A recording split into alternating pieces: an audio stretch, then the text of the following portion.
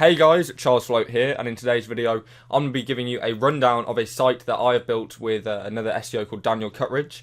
We built this site basically in just a matter of 3 months time, from January to the end of March, and this site managed to go from $0 a month to $10,000 a month in that 3 months time, using a very specific strategy that we used. It was also my birthday yesterday, where this site actually saw a gigantic jump even further from what it is currently doing. So it is likely doing maybe 150 to 200% more than it was doing in previous weeks, and now it is even bigger than before. So without any further ado, let's jump straight into it.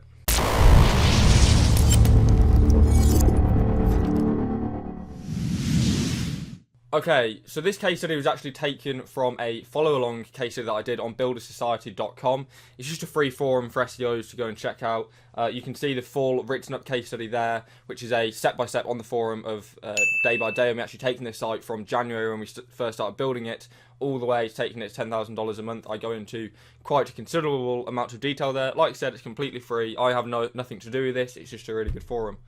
The idea behind this entire project was that myself and Daniel Cutridge, who's the SEO that I did the OnPage mastery course with, we own an agency together, and we've been doing a lot of stuff with client work, etc., but we haven't actually done any JVs together on affiliate sites kind of recently at all, which means that we thought we'd actually go in, try and find a niche that's competitive enough and has high enough commissions to kind of offset the investment and time that we put into the agency, so that we can put it into this site, which is then exactly what we did.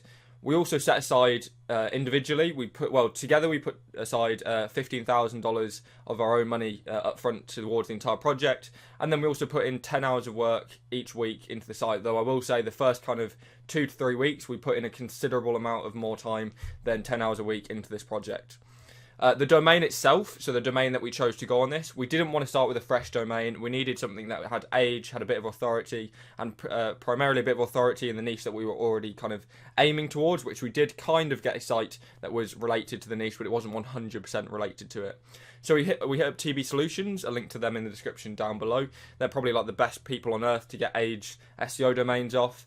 We had a look through their inventory and spoke to Tom, who owns it, and we chose a $390 3.5-year-old tech domain, which was in a very similar vertical as I said. It was a brandable domain, it was set 6 letters long, and it was .com, so it was pretty much perfect for the kind of project that we wanted to build it on.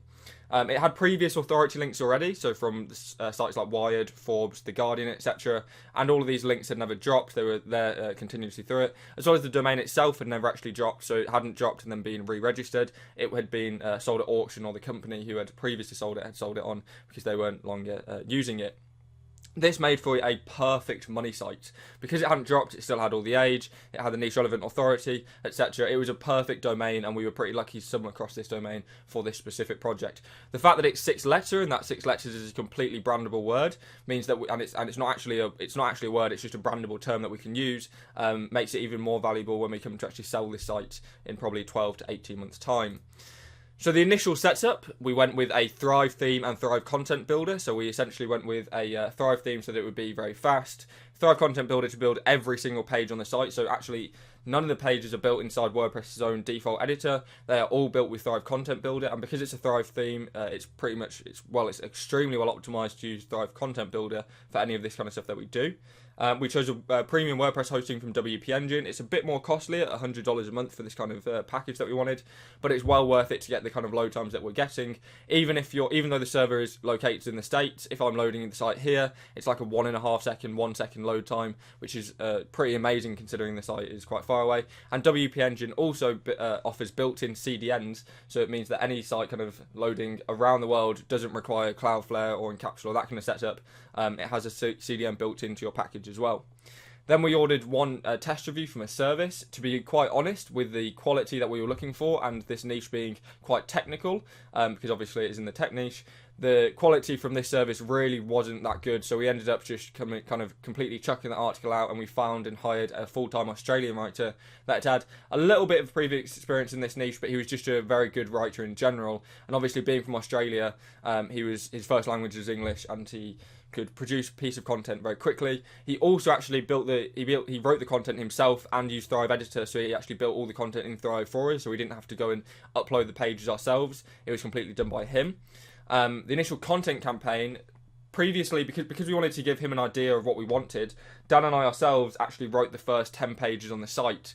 Dan wrote most of the supporting articles, I wrote the reviews myself, and then we gave them to our Australian writer, who then went and actually expanded on them. He learned from how we'd formatted it and Thrive, that kind of thing, just so that he actually could then go and build reviews and supporting pages on his own, which we then ordered him to do. I told him to expand the 3 reviews I'd done, and then also ordered it for him to write an additional 7 reviews and 2 times 7.5k word supporting guides.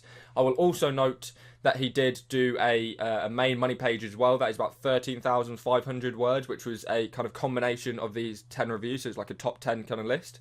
And then we also ordered some supporting content from Jedediah Hunt. This cost about $600 because we ordered quite a bit of supporting content to kind of get the initial page count up and use it for topical SEO, as well as interlinking support as well.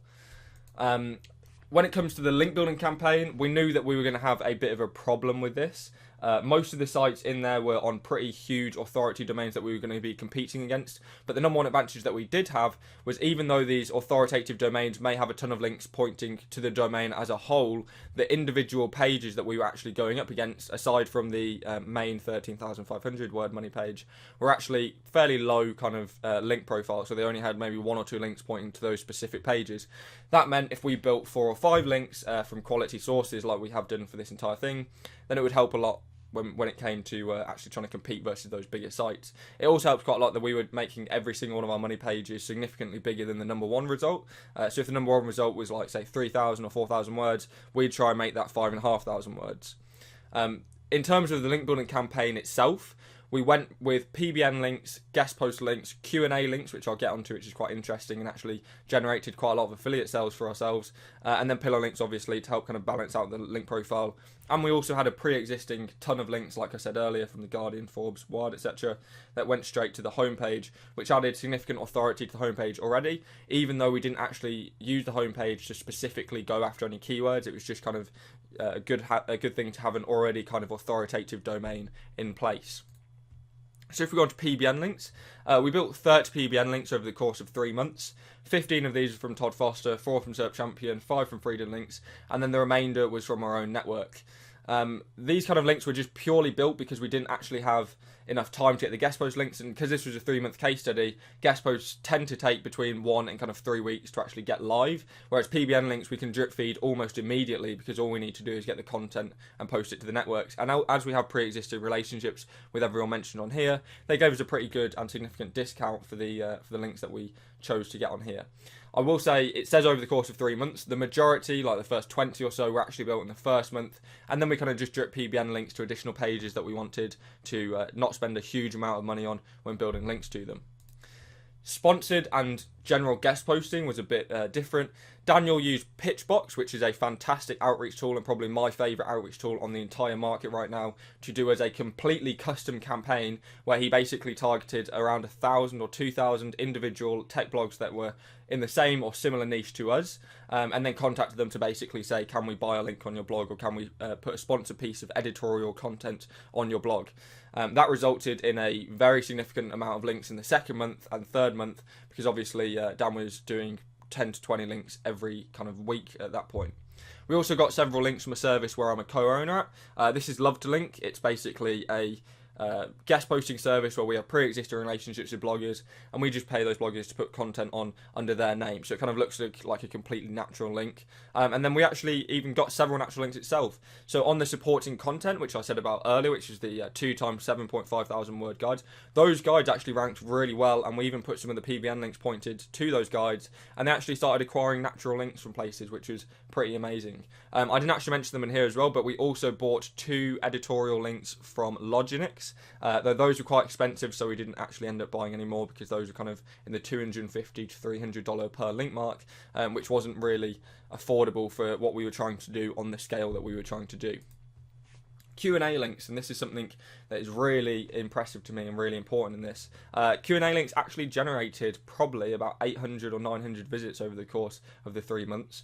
These were done very specifically, around 10 per week. We had our link building assistant Soham go out and build these. We also worked with several other VAs and several other people, and actually Dan himself built quite a lot of these kind of Q&A links as well. These weren't targeted to generate links from kind of pages that have received tons of answers and have links actually point to them. These are purely targeted to generate affiliate commissions. Obviously, they did generate links themselves, and we helped to get those links indexed, which was massively beneficial to pillaring links, and also actually having generating the traffic themselves, which Google likely takes into consideration. But we actually targeted these to generate affiliate commissions, which is a bit different from how most people do Q&A style links. And they actually ended up with a quite high level of affiliate commissions generated, probably a few $1,000s at least from this kind of campaign, which completely offset the cost of doing these, because 10 per week isn't really that expensive whatsoever.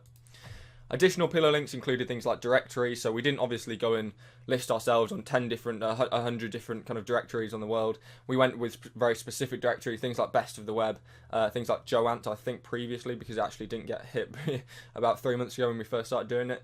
We also did comments. We started off with doing comments quite a lot. We did maybe 10 or 15 in the first week, and then probably 10 or 15 in the second week. But then we kind of just balanced it out. We did about 3 comments every week. We didn't actually pay anyone to do these. Dan and I did these completely ourselves. And then we also had social links and profiles. These obviously included the profiles like Twitter, like Facebook, like Google+, Pinterest, etc. But then we also did additional things. So we actually built links from Reddit, built links from Tumblr, which generated traffic. They generated links from niche relevant parts of those websites, which helped massively. And Reddit, if you actually put it in a comment or if you put it in a text post, is actually a do follow link from a probably highly niche relevant site, which can then be used as a tier, which can be used to be powered up by a tier 2, etc. So this is the first month's results, which are pretty incredible. I will note, you will see that there's a number 1 result here, which says it's 40,500 MS. That is not correct. It was quite high, to be quite honest, because it was a brand name, but it wasn't that high. But we did actually end up ranking number 1 for them because the site that we were ranking for actually got penalised. The brand site got penalised, even though so we managed to take the top spot. Obviously, in this rank tracker, we were hardly tracking any keywords because this was only kind of about 20% or so of the content that is now on the site, and we're now tracking a lot more. But after about 3 months, and actually we actually hit our goal of $10,000 a month averagely per month before the 3 month mark. It was actually a week before, so I assume that's about 11 and a half weeks or so to actually do that. So it actually took us only about 11 and a half weeks to completely dominate this kind of niche. This is the 3 months results in. We built around 330 different referring domains. Obviously, that means that we could have built 500, 1,000 links, but it's very likely that there's only about 500 or so links on there. Index pages, we have 54 index pages with a total word count of about 200,000. That averages out to, I think, around 3,500 words per page, which is pretty massive in consideration to most affiliate sites on the web right now. Our average traffic for the last 7 days, which is when this post went live, so obviously at the end of the 3 months, the last 7 days, we were averaging 290 visits a week, which actually resulted in quite a significant amount of sales. The money earned was actually way out of what we actually spent on it, but we will say previously to actually setting up this thing, and when we were doing the niche research, we actually contacted affiliate managers and affiliate companies directly to get better commissions. So for example, one of the commissions that was offered was $175 in this niche, and we actually got that to $250, which is obviously a considerable amount more than most of the other people are getting in there, because we did the effort to actually contact the companies and contact people and affiliate managers to try and get the best offers that we can, so that we can promote things to get the most value for money when we're promoting them. Money spent was actually way under budget. Well, not way under budget, but about $3,200 under what we were going to originally spend. We probably would have spent more if we had more time to do this, but obviously we didn't have all the time. I moved to Mexico, I went on holiday to Cyprus, Amsterdam, etc. So we didn't actually have all the time in the world, and also Dan moved house as well. So we probably would have spent the full $15,000 if we'd invested a significant amount more of time into this project. At the end of the 3 months, this project actually resulted in a worth of the site, or the site's estimated value. We'll note that if this is the only estimated value, if we actually had an additional 12 months of consistent earnings, because that is what most people will look at, is the previous 12 months. So obviously a 3 month site that's this old isn't actually worth quite as much as this, but with an additional 12 months of consistent earnings and with actual raises going on, it's probably going to be estimated to be worth more than this. but it will be around the $160,000 mark if we actually had consistent earnings like we do. And also when you take into consideration the size, depth, etc. of the site if you were trying to recreate this kind of site. There were actually quite a few changes that I would have made in hindsight to this project. The number one thing is I would have actually added an SSL. We only actually added this a week after we finished this case study on BuSO. And most of the other sites, if not all of them, I think in the SERP, because it is obviously the tech niche, had SSL certificates already in place. I would have also used less PBNs, just because it's overall less risky in future. If someone tries to manually review the site, etc., some of the PBNs are a bit more blatant than others, but obviously some of them are actually pretty well made, etc., and wouldn't likely get us hit. We likely won't get hit regardless anyway, but I would have used less PBNs overall. I would have also hired a second and third writer a lot quicker. We've only just got a second writer for the site now, and this is actually probably about 2 weeks ago we got a second writer for this site. This has completely stopped the overall growth of the site's content and growth when we should have been doing it a lot sooner. We also had the money in place to already do it a lot sooner, and we saw the site was growing. We should have definitely got a second and third writer a lot sooner, which probably would have made the site up to about 500,000 words rather than the current 200,000 it's sitting at after the 3 months. I would have also put a lot more effort into other money pages, sorry. There was 4 main money pages that I actually put most of the link building budget into, obviously because a lot of the guest posting PBN links can be a lot more cost effective than others. I put a lot of links into 4 or so pages when actually in actual fact 2 pages that I only put a few $100s into each were second and third for the amount of money that they earned. But because those were the lower side of the affiliate commissions, I kind of wanted to go for a bit more greedy and went for the higher levels of affiliate commissions that I wanted to get in the end. But I should have noted that SERP was a lot less competitive, so we actually ranked pretty well for that, and I should have put more money into and more effort into those specific pages. I also would have targeted alternative keywords and done a lot more keyword research from the start. We started ranking for like coupon, sale, that kind of keywords as well. When at the very start, we just started ranking for like best, review, top, all those kind of keywords. When if I'd done some considerable amount more of keyword research, I would have found that we actually would have been able to rank a lot higher for those keywords from the start.